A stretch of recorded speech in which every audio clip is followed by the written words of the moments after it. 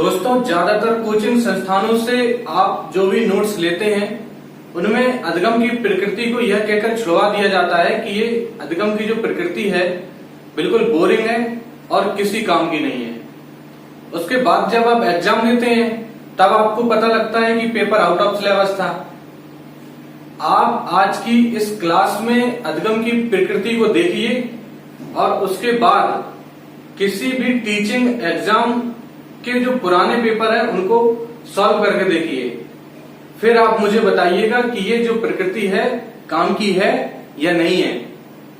और रही बात बोरिंग की, तो इस क्लास में आपको पता ही नहीं चलेगा कि कब बातों ही बातों में आप अधिगम की प्रकृति को समझ गए। नेचर ऑफ लर्निंग को एडेप्टेशन के साथ शुरू करते हैं, जिसमें से सबसे पहला पॉइंट है समायोजन, अनुकूलन या एडेप्टेशन। इसे एडजस्टमेंट भी कहते हैं।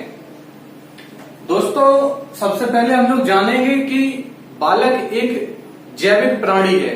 जब बालक का जन्म होता है तो स्वाभाविक रूप से उसका विकास समाज, संस्कृति या वातावरण में होना चाहिए। तो फिर हम अधिगम में उसको क्या दे रहे हैं? अधिगम के रूप में हम किस बात की चर्चा कर रहे हैं? अधिगम में हम उसको एक औपचारिक विधि से दिशा एवं दशा प्रदान कर रहे हैं। इसके अंतर्गत समायोजन को समझेंगे कि बालक का विकास, मनुष्य का विकास 2 लाख वर्षों से होता आ रहा है। मनुष्य स्वाभाविक रूप से प्रकृति में भी पल रहा था और उसका विकास भी हो रहा है। फिर हमें अधिगम की आवश्यकता क्यों पड़ी? हमें ये जानने की आवश्यकता क्यों पड़ी कि अधिगम क्या होता है, अधिगम की विधियां क्या होती हैं, अधिगम के लिए कौन कौन से आवश्यक तत्व होते हैं। जैविक बालक जैसे जैसे अपने वातावरण में समायोजन और अनुकूलन लाता है, उसके कारण जो भी परिवर्तन बालक के अंदर हमें दिखते हैं वह सभी अधिगम होते हैं। अधिगम केवल औपचारिक ही नहीं होता है, बल्कि अनौपचारिक या गैर औपचारिक भी होता है। अधिगम केवल विद्यालय में ही नहीं होता है, केवल और केवल पाठ्य विषय वस्तु या पाठ्यचर्या के साथ ही नहीं होता है। अधिगम विभिन्न रूपों में होता है।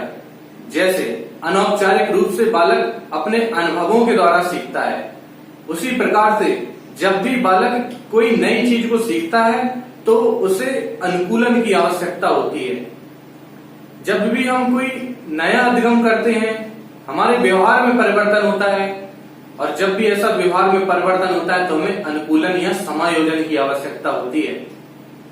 किसी भी प्रकार का परिवर्तन समायोजन की मांग करता है। किसी भी प्रकार के परिवर्तन के लिए आपको उस परिवर्तन के प्रति अनुकूल होना पड़ेगा, तभी आप में वो परिवर्तन आएगा। और जब भी आपके व्यवहार में परिवर्तन आता है तभी आपका अधिगम होता है। फिर हम सुधार की बात करते हैं, इम्प्रूवमेंट। बालक में सुधार की संकल्पना से तात्पर्य सभ्यता से है। सभ्यता माने कि जब बालक का अधिगम होता है तो अधिगम बालक को सभ्यता की ओर ले जाना चाहिए। हम बात करते हैं कि जब जैविक बालक पैदा होता है तो कुछ दिनों के बाद वह किसी भी वस्तु को पकड़ने की कोशिश करता है। उसको जो कुछ भी दिखता है, छोटे मोटे जो कीट मकोड़े होते हैं वो उनको नहीं जानता है, फिर भी पकड़ने की कोशिश करता है। कोई भी वस्तु उसको दिख जाए उसको मुंह में लेने की कोशिश करता है। बालक ऐसा क्यों करता है? क्योंकि जैविक बालक जब पैदा होता है तो उसके अंदर किसी भी प्रकार का कोई सुधार नहीं होता है, किसी भी प्रकार का कोई अधिगम नहीं होता है। फिर अधिगम का क्या अर्थ है? तो अधिगम का यहाँ काम है कि बालक को उस सभ्यता की ओर ले जाना जहां वो समाज के द्वारा निर्धारित किए गए कार्यों के बंटवारे को आसानी से समझ सके। एनसीएफ के कथन के अनुसार हमारे पास बालक में समायोजन की आवश्यकता या शिक्षा की संकल्पना एक समाज उपयोगी, उत्पादक तथा आदर्श सामाजिक नागरिक बनाने में सहायता करती है। अनुभवों का संगठन, ऑर्गेनाइजिंग एक्सपीरियंसेस। बच्चे अपनी जीवन प्रक्रियाओं में बहुत सारी चीजें सीखते हैं और अलग अलग जगह उन्हें समायोजन की आवश्यकता पड़ती है।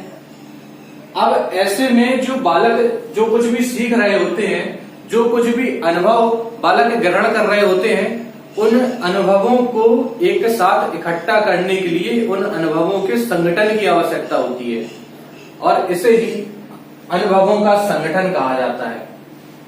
तरह तरह की चीजें जो हम सीखते हैं, हम सभी चीजों को जो कुछ भी हम सीखते हैं अलग अलग सीखते हैं, लेकिन किसी विशेष परिस्थिति में उन सब का प्रयोग एक साथ करना ही अनुभवों का संगठन कहलाता है। अभी आप शिक्षा मनोविज्ञान पढ़ रहे हैं, लेकिन आपको उसके साथ साथ गणित, किसी भाषा और अन्य विषयों को भी सीखने की आवश्यकता पड़ेगी। इन सब विषयों को आप अलग अलग शिक्षकों के द्वारा, अलग अलग विषयों के द्वारा इनके अनुभवों को प्राप्त करेंगे, लेकिन इनका प्रयोग जब हम परीक्षा में जाएंगे तो एक साथ करेंगे। विषयों को आपने अलग अलग सीखा, लेकिन प्रयोग उनका एक ही परीक्षा में किया है। इसे ही अनुभवों का संगठन कहा जाता है। अलग अलग प्राप्त अनुभवों को एक साथ समायोजित कर लेना, एक साथ इकट्ठा कर लेना अनुभवों का संगठन कहलाता है। व्यवहारात्मक परिवर्तन, बिहेवियर चेंज। जब बालक में सक्रिय ज्ञान का निर्माण हो रहा होता है, तब बालक में परिवर्तन होते हैं। अब बालक के इस परिवर्तन को हम पहचानेंगे कैसे? बालक में जब भी सक्रिय ज्ञान का निर्माण होता है, बालक उस निर्माण के आधार पर परिवर्तन लाता है, उसके व्यवहार में परिवर्तन होता है। जैसे जैसे बालक बड़ा होता जाता है, उसके व्यवहार, उसके क्रियाकलापों में परिवर्तन आता है, क्योंकि उसमें सक्रिय ज्ञान का निर्माण हो चुका होता है। इस निर्माण को कभी भी मापा नहीं जा सकता है, क्योंकि ये उसके गुणों में परिवर्तन है। इसीलिए व्यवहारवाद की संकल्पना का जन्म हुआ और व्यवहारवाद को हम मापन का आधार भी बनाते हैं, क्योंकि जो व्यवहारों में परिवर्तन होता है उसी के द्वारा हम बालक के अधिगम का पहचान करते हैं। अधिगम एक सक्रिय प्रक्रिया है। Active learning is a active process. अधिगम एक सक्रिय प्रक्रिया कैसे है कि जब भी बालक सक्रिय होकर ज्ञान का निर्माण करता है, तो वह ज्ञान के निर्माण को विभिन्न विभिन्न परिस्थितियों में प्रयोग करना सीखता है। कैसे?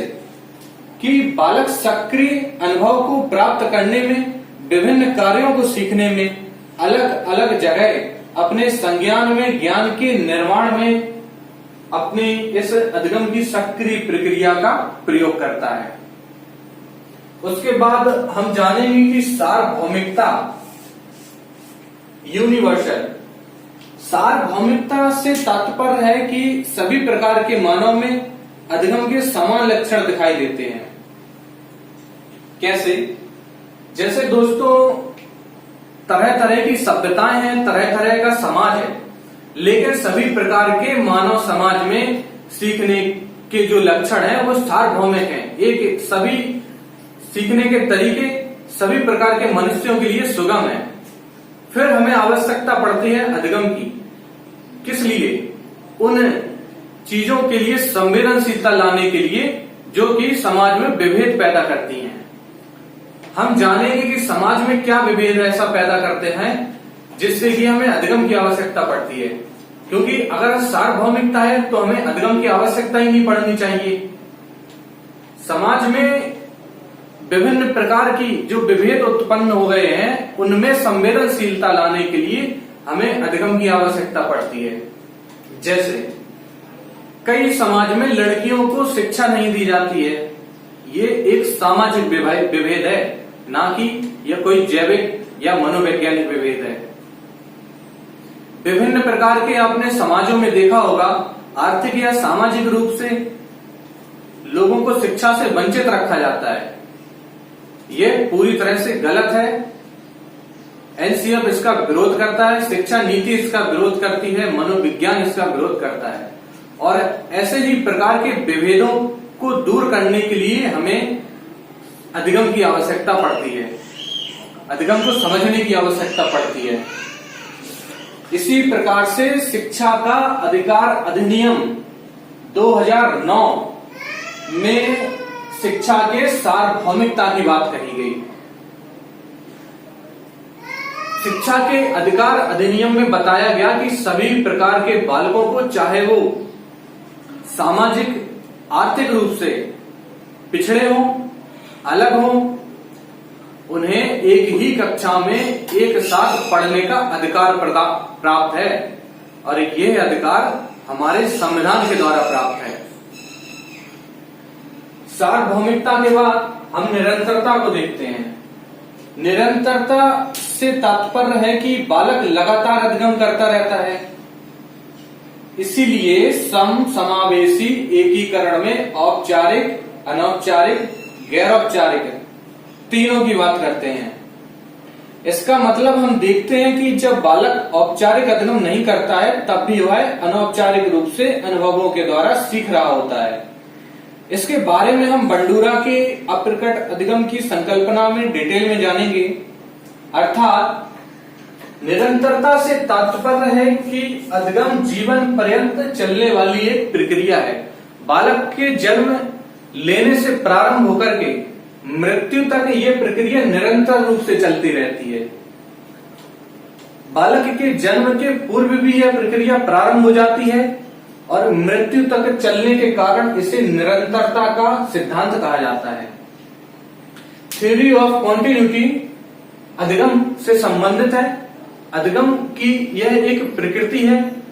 अधिगम की प्रकृति की जो थ्योरी है उसको हमें अच्छे से समझना इसलिए आवश्यक हो जाता है कि जितने भी कॉन्सेप्चुअल एग्जाम हैं, जैसे कि सीटेट हो गया, केवीएस हो गया और अब यूपी टेट, सुपर टेट भी शामिल है, क्योंकि इनमें भी क्वेश्चन कॉन्सेप्ट से पूछे जाने लगे हैं। फैक्ट याद करने के साथ साथ आपको ऐसे क्वेश्चन भी याद करने होंगे, क्योंकि सीधे तौर पर प्रश्न ऐसे ही थ्योरी से पूछी जाती है। नेचर ऑफ लर्निंग में बहुत सारे क्वेश्चन ऐसे पूछे जाते हैं कि क्या अधिगम एक निरंतर प्रक्रिया है या क्या अधिगम सार्वभौमिक होता है। मनुष्यों में अधिगम सार्वभौमिक होता है। अधिगम सक्रिय प्रक्रिया है या निष्क्रिय प्रक्रिया है। अधिगम की पहचान कैसे करते हैं, तो हम देखेंगे कि अधिगम में व्यवहारात्मक परिवर्तन होता है, तब हम अधिगम की पहचान करते हैं। अनुभवों का संगठन किस प्रकार से होता है, अधिगम में सुधार की क्या आवश्यकता है, और समायोजन अनुकूलन को हम प्याजे को जब पढ़ेंगे तब थोड़ा इसमें डिटेल में पढ़ेंगे। सारी चीजें एक दूसरे से रिलेट करती हैं, इसलिए आप एक एक शब्द को ध्यान से समझते जाइए। आगे जब बड़ी बड़ी थ्योरी आएंगी तब आपको उन्हें समझने में कोई समस्या नहीं होगी, क्योंकि जो ये शब्द प्रयोग किए जा रहे हैं इन्हीं को आधार बना करके पूरी मनोविज्ञान को रचा गया है। ये शब्द का अर्थ जब आप समझ लेते हैं आपके लिए बहुत ही आसान हो जाता है मनोविज्ञान को सीखना और समझना। हमें मनोविज्ञान को रटने की कोई भी आवश्यकता कभी नहीं पड़ेगी, इसका मैं आपको विश्वास दिलाता हूं। दोस्तों, अधिगम की प्रकृति को समझने के बाद हम अगली क्लास में फिर मिलेंगे एक नए टॉपिक के साथ, नए आनंद के साथ, और आप बने रहिए गुरुशिला के साथ और देखते रहिए मनोविज्ञान को, समझते रहिए मनोविज्ञान को। धन्यवाद।